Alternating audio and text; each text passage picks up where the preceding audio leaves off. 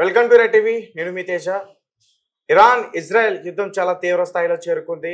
ఇప్పుడు ఇజ్రాయెల్లో ఏదైతే America companies ఉన్నాయో ఆ బిల్డింగ్స్ పైన ఇరాన్ కావాలనే దాడి చేసింది. ముఖ్యంగా మైక్రోసాఫ్ట్ లాంటి కంపెనీల పైన ఇరాన్ టార్గెట్ చేసి మరి దాడి చేసినట్టు కూడా ఒక న్యూస్ అయితే వెలుగులోకి రావడం జరిగింది. ఈ రోజు ఇరాన్ ఇజ్రాయెల్లో ఉన్న అమెరికా కంపెనీల పైన దాడి చేసింది. అయితే ఇప్పటివరకు కూడా ట్రంప్ ఇరాన్కి 12 రోజుల పాటు టైం ఇచ్చాడు. కమ్యూనిటీ లొంగిపోమంటూ కూడా చెప్పారు. మీరు ఎక్కడైతే ఉన్నారో దాక్కుని ఉన్నారో ఆ బంకర్లో పూర్తి విషయాలు కూడా మాకు తెలుసు అంటూ కూడా ట్రంప్ చెప్పారు. మరి ఇప్పుడు అమెరికా కంపెనీస్ పైన దాడి చేసిన దానికి ట్రంప్ ఏం చేయబోతున్నారు? అంటే ఒక పక్క ఇజ్రాయెల్కి అమెరికా ఫస్ట్ నుంచి కూడా సపోర్ట్ చేస్తూనే ఉంది. మరి ఈ దాడులు జరిగిన తర్వాత యుద్ధం ఎలా ఉండబోతుంది? ఈ విషయాలన్నీ కూడా పూర్తిగా తెలుసుకునే ప్రయత్నం చేద్దాం. ప్రస్తుతం మనతో పాటు జూమ్ కాల్లో సీనియర్ జర్నలిస్ట్ దాము బాలాజీ గారు ఉన్నారు. ఒకసారి ఆయనతో మాట్లాడే ప్రయత్నం చేద్దాం. సార్ నమస్తే సార్. నమస్తే. అంటే ఈరోజు తాజాగా వచ్చిన ఈ వార్త అమెరికా సంబంధించిన కంపెనీస్ పైన ఇజ్రాయెల్లో ఉన్న మైక్రోసాఫ్ట్ కంపెనీస్ పైన ఈరోజు ఇరాన్ అటాక్ చేయడం అయితే జరిగింది. దీనికి సంబంధించి అమెరికా ఇరాన్ పైన దాడి చేసే అవకాశం ఉంటుంది. ఈ రోజు మైక్రోసాఫ్ట్ కంపెనీ మీద ఇరాన్ దాడి చేసింది. మిసైల్ ఒకటి ఆ బిల్డింగ్ మీద పడి దాన్ని ధ్వంసం చేసింది. ఇది బీర్ షాబీ అనే ఒక ప్రాంతం. నిన్న మనం చూసాము, సొరాకో హాస్పిటల్ కూడా ఈ బీర్ షాబీ పట్టణంలోనే ఉంటది.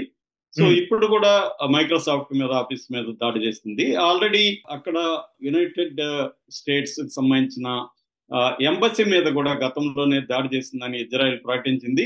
అట్లాగే Iran defence minister Aziz Nasir Zohar ఆయన కూడా అనౌన్స్ చేశాడు, మేము అమెరికన్ బేసెస్ మీద అంటే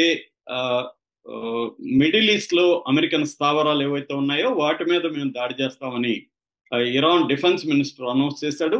అట్లాగే యాక్సిస్ ఆఫ్ రెసిస్టెన్స్ అంటారు, లెబనాన్ లో హిజ్బుల్లా, యెమెన్ లో హౌతీలు, వీళ్ళిద్దరు కూడా మేము అటాక్ చేస్తాము అమెరికన్ స్థావరాల మీద అని హెచ్చరిస్తున్నారు. సో ఇప్పుడు మామూలుగా ట్రంప్ అయితే 2 వారాలు టైం ఇచ్చాడు.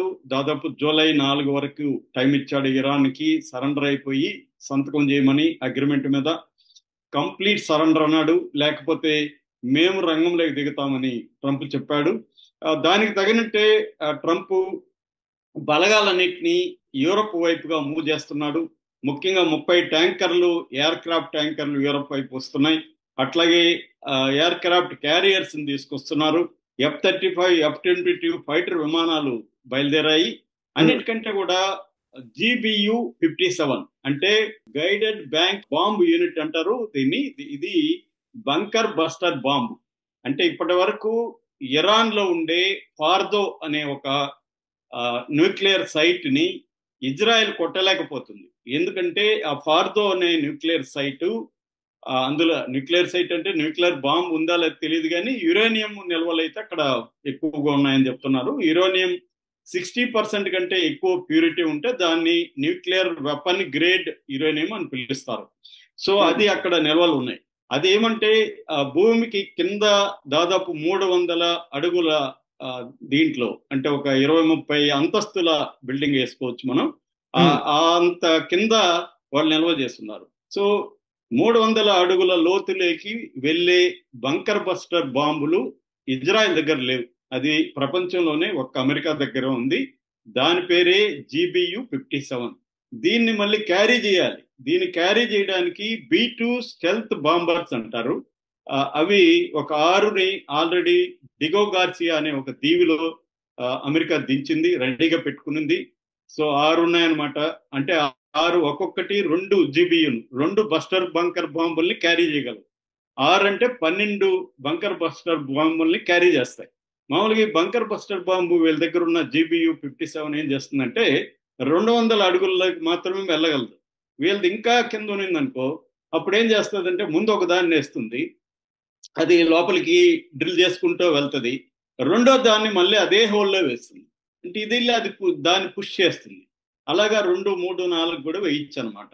సో ఒకే దాంట్లో ఒకే రంధ్రంలో అలా వేయచ్చు. ఈ GBU బాంబు 13,600 కిలో వెయిట్ ఉంటుంది అన్నమాట. అంత బరువుని క్యారీ చేసుకుని పోయే విమానం కూడా తయారు చేసి పెట్టారు. సో ఇప్పుడు అక్కడ రెడీగా పెట్టారు అనమాట. అంటే ఇప్పుడు ఇజ్రాయెల్ అడుగుతూ ఉండేది ఏంటంటే మేము ఆ ఫార్దో సైట్ని మేము కొట్టలేం కాబట్టి అమెరికా మాకు సపోర్ట్ చేయాలి అని ఇజ్రాయెల్ అడుగుతుంది. ఎందుకంటే ఇజ్రాయెల్ అమెరికా మధ్య చాలా స్ట్రాంగ్ సంబంధాలు ఎప్పటి నుంచో ఉన్నాయి. 1948లో ఇజ్రాయెల్ ఏర్పడడానికి అమెరికా ప్రధాన కారణం. రెండవది ఈ అమెరికాలో ఇజ్రాయెల్ అంటే జూయిష్ పాపులేషన్, యూదుల సంఖ్య మామూలుగా 2.3% ఉంటుంది వాళ్ళ పాపులేషన్లో. ఒక 76 లక్షల మంది ఉంటారు. కానీ ధనవంతుల్లో అంటే మిలియనియర్స్ లో 30 నుంచి 35% ఉంటారు అనమాట. మనకి ఫేస్బుక్ కానీ, గూగుల్ కానీ, డెల్ కానీ, ఒరాకిల్ కానీ, బాస్కిన్స్ కానీ, ఇవన్నీ అమెరికన్లో ఉండే జ్యూస్ కంపెనీస్ అనమాట. అంటే వాళ్ళు ప్రెజర్ చేస్తారు.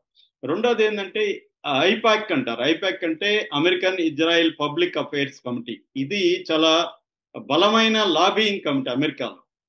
అంటే ఏ పార్టీ గెలవాలన్నా వీళ్ళ మద్దతు కావాలి. అట్లాగే అమెరికాలో ఉండే క్రిస్టియన్ యునైటెడ్ అనే ఒక సంస్థ ఉందన్నమాట. Christian United for Israel. ఇందులో 70 లక్షల మంది ఉంటారు. వాళ్ళంతా కూడా ఇజ్రాయెల్కి సపోర్ట్ చేస్తారు. సో ఈ ఇజ్రాయెల్ లాబీ, అమెరికాలో ఉండే ఇజ్రాయెల్ లాబీ ట్రంప్ని విపరీతంగా ప్రెజర్ చేస్తుంది. ఇజ్రాయెల్కి సపోర్ట్ చేసి ఇదే మంచి సమయం ఇరాన్ కొట్టడానికి. ఎందుకంటే ఇరాన్ అత్యంత బలహీనంగా ఉంది. ఇరాన్కు మద్దతు ఇచ్చే ముజాహిదీన్ వీళ్ళు కానీ, లెబనీస్ ఇది కానీ, తర్వాత హౌతీస్ కానీ, సిరియా లేదు. సో బలహీనంగా ఉంది అన్ని రకాలుగా. ఇప్పుడే దెబ్బ కొట్టాలి అని ప్రెజర్ చేస్తున్నారు. కాకపోతే ట్రంప్కి వ్యతిరేకత కూడా బలంగా ఉంది. ఇన్సైడ్ ఉంది. ఇటు చైనా, రష్యా తీవ్ర వార్నింగ్ ఇచ్చాయి. ఆల్రెడీ జెనీవాలో ఈరోజు Iranian foreign minister Abbas Araghchi UK, France, German foreign మినిస్టర్లతో మీటింగ్ లో ఉన్నాడు ఆల్రెడీ. సో యూరప్ కూడా వ్యతిరేకిస్తుంది. ఈ డియో గార్సియాలో ఉండి నేను ఇందాక చెప్పిన ఈ బాంబు వేయాలంటే కూడా ఈ బ్రిటన్ పర్మిషన్ తీసుకోవాలి. ఎందుకంటే ఆ దీవి బ్రిటిష్ కింద ఉంది అనమాట. సో ఇలాగా యూరప్ లో వ్యతిరేకత ఉంది, ఇట్లా కూడా వ్యతిరేకత ఉంది. కానీ భయం కూడా ఉంది ట్రంప్కి. ఎందుకంటే ఒక్కసారి వాళ్ళు కానీ ఎంటర్ అయితే మిడిల్ ఈస్ట్ లో అమెరికన్ బలగాలు దాదాపు 50,000 బలగాలు ఉన్నాయి మిడిల్ ఈస్ట్ అంతా దేశాల్లో.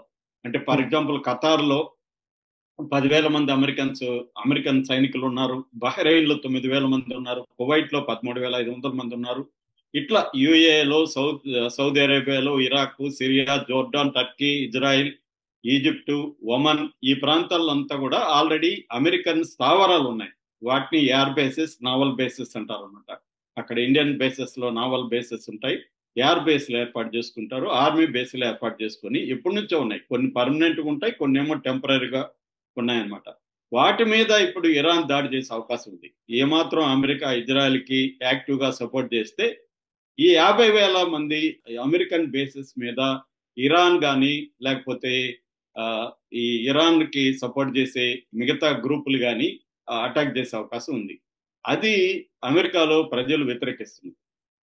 సో ట్రంప్ నిజంగానే ఇరాన్ మీద చేస్తాడా?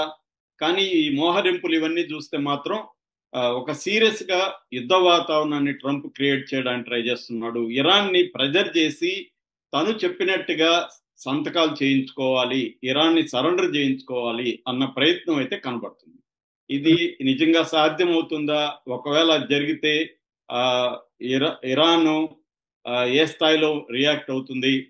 ప్రపంచ యుద్ధం వచ్చే అవకాశం ఉంది. ఎందుకంటే చైనా, రష్యా ఇరాన్కి మద్దతు ఆల్రెడీ ప్రకటించాయి. కిమ్ కూడా ఇజ్రాయెల్ క్యాన్సర్ తో పోల్చాడు. సో కిమ్ కూడా రంగంలో దిగే అవకాశం ఉంది. వీళ్ళందరూ కానీ రంగంలోకి దిగితే యుద్ధం ఖచ్చితంగా వస్తుంది. ఎందుకంటే చైనా, ఇరాన్ నాశనం అయితే చైనాకి చాలా పెద్ద క్రైసిస్. ఎందుకంటే ఇరాన్ లో $400 బిలియన్ పెట్టుబడి పెట్టింది, ఒక కోఆపరేషన్ అగ్రిమెంట్ చేసుకుంది. ఇరాన్ లో ఉండే 80% ఆయిల్ ని చైనాకే ఎగుమతి చేస్తున్నారు. దానివల్ల చైనాకి పెద్ద దెబ్బ తగులుతుంది ఇరాన్ కానీ నష్టం వస్తే. సో కానీ ఇప్పుడు ఈ మైక్రోసాఫ్ట్ లాంటి కంపెనీల మీద దాడి చేస్తే అమెరికా గమ్మునుంటుందా అనేది పెద్ద ప్రశ్న. అయితే ఇరాన్ ఏం చెప్తుందంటే అది మేము చేయలేదు, అది ఇజ్రాయెలే మా మిసైల్స్ ని, వాళ్ళ డిఫెన్స్ యారో 3 డిఫెన్స్ సిస్టమ్ మా మిసైల్స్ ని కొట్టినప్పుడు ఆ బిల్డింగ్ మీద పడింది, మేము టార్గెట్ చేయలేదు అని ఇరాన్ చెప్తుంది. ఇది కూడా పాసిబులే. ఇరాన్ కావాలనే అమెరికా కంపెనీలు, ఇజ్రాయెల్లో దాదాపు 350-420 కంపెనీలు ఉన్నాయి, అమెరికా కంపెనీలు. ఆ కంపెనీల మీద ఇజ్రాయెలే దాడి చేసి ఇరాన్ దాడి చేసిందని చెప్పే అవకాశాలు కూడా ఉన్నాయన్నమాట. అంటే ఏదో ఒక రకంగా అమెరికాని యుద్ధంలో లాగడం కోసం. ఎందుకంటే అవును. అమెరికాలో రాకపోతే ఇజ్రాయెల్ ఇరాన్ యుద్ధంలోంచి గౌరవంగా బయటికి పోయే పరిస్థితి కనబడలేదు. ఎందుకంటే ఇరాన్ కూడా స్ట్రాంగ్ గానే అటాక్ చేస్తూ ఉంది. సో అందుకని ఈ ఒక కాంప్లెక్స్ గా ఉంది. ఏ ఇంటర్నేషనల్ అనలిస్ట్ కూడా కరెక్ట్ గా చెప్పలేకపోతున్నారు పాసిబిలిటీ ఏంటి అనేది.